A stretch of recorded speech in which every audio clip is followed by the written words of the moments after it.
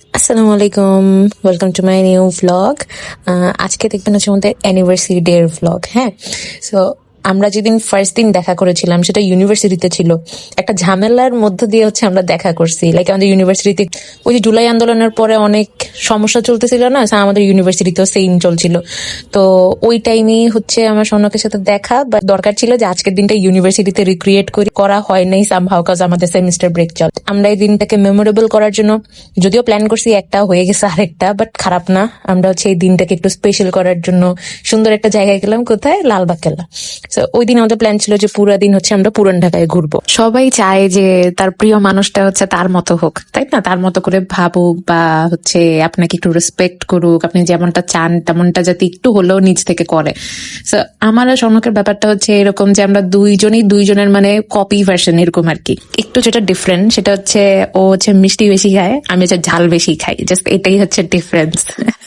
আর তেমন কোনো ডিফারেন্স নাই। তবে লাইফ প্ল্যান অনুযায়ী আগাতে আগাতে স্ট্রাগলের মাঝে দিয়ে মনে হচ্ছিল যে লাস্ট গোল অব্দি আগানো পর্যন্ত এভাবে স্মুথলি মানে যেতে থাক। আপস এন্ড ডাউনস অবশ্যই সবার লাইফে থাকে, বাট সৌনকের মতো মানুষ আমার লাইফে চলে আসতে তখন আমার কাছে মনে হয়েছে যে যা কিছু ফেস করতেছি স্ট্রাগল গুলা আর একটু ইজি হয়ে যাচ্ছে, কারণ আন্ডারস্ট্যান্ডিংটা খুব বড় একটা জিনিস। সো আপনার পার্টনার যদি আপনাকে ঠিকভাবে না বুঝে, রেসপেক্ট না করে, আপনার টাইম গুলা না বুঝে, আপনি কখন কি বলতে চাচ্ছেন বা করতে চাচ্ছেন, বা আপনি একটু রাগ করে আছেন বা আপনার কোন রকম কোনো সমস্যা যাচ্ছে, সে যদি আপনাকে সাপোর্ট না করে বা ওভাবে যদি না বুঝে, তাহলে আসলে একসাথে চলাটা খুব বেশি ডিফিকাল্ট হয়ে যায়। বাট যখন আপনার পার্টনার খুবই সাপোর্টিভ হয়, আলহামদুলিল্লাহ অনেক সাপোর্টিভ, তখন মনে হয় যেন না সবকিছু যত রকমের প্রবলেম আসে ওগুলো মনে হয় একসাথে পার করে দেওয়া যাবে। সো লেটস সি, দুইজন চাই বাকি জীবন ইনশাল্লাহ এভাবে একজন একজনকে সাপোর্ট করে যাই। তো এই তো আমরা আজকে হাজি বিরিয়ানি টেস্ট করতে চাইছিলাম, বাট আমার কাছে মনে হয়েছে একদম মজা না, আমার কাছে ভালোই লাগে না। একটু জুসি টাইপের বিরিয়ানি ছাড়া আমার পছন্দ না একদম। ওদিকেও আছে পুরান ঢাকার দিকে, নাই যে এমন না। তো আচ্ছা যাই হোক, হাজি বিরিয়ানি খাইলাম, তারপর কাবাব টাবাব খাইছি, ফালুদা টেস্ট করছি। একটা র্যান্ডম দোকান থেকে আমরা ফালুদা নিছি, বাট ফালুদাটাও অনেক বেশি মজা ছিল। সৌনক বলতেছে যে আচ্ছা লাচ্ছি আর হচ্ছে লেবুর রসটাও কেন এখান থেকে বাদ যাবে, এটাও আমরা টেস্ট করে যাই। পরে টেস্ট করছি আমি এখানে বিউটি লাচ্ছি, এখানে এসে আগেও এই দুইটা জিনিস খাইছি, যে কয়েকদিন আগে ফ্রেন্ড শো আসছিলাম।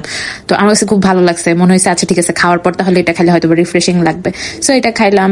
আমাদের হচ্ছে ফার্স্ট দিন মানে যেদিন আমাদের দেখা হয়েছে, কথা হয়েছে, সেদিন আমরা হচ্ছে ডিঙ্গিতে চড়ছিলাম। আমার লাইফের ফার্স্ট ডিঙ্গিতে উঠা ছিল সৌনকের সাথে। তো ও হচ্ছে এই দিনটাকে আবার রিক্রিয়েট করতে চাইছিল। তো এখানে বসলাম ডিঙ্গিতে চড়েই হচ্ছে ওকে ফার্স্ট আমি গান শুনাইছিলাম। তো ওই দিনও হচ্ছে আমি গান শুনাইছি, আজকে সে আমার সাথে একসাথে গান গাইছে পূর্ণতা গানে। তারপর আমার ছোট বোনটাকে নিয়ে আসছিলাম, আমার কাজিন যেটা। তো একসাথে ঘুরে ফিরে তারপর বাসার দিকে যাচ্ছিলাম। আমার অ্যাজ টিউশনও ছিল, বাচ্চাদের জন্য দুটা র্যাবিটের ব্যান্ড নিয়ে এসেছি, বাচ্চাগুলো অনেক খুশি ছিল। এই তো সারাদিনটা অনেক সুন্দর গেছে আলহামদুলিল্লাহ। তো দেখা হবে নেক্সট ভিডিওতে। আল্লাহ হাফেজ।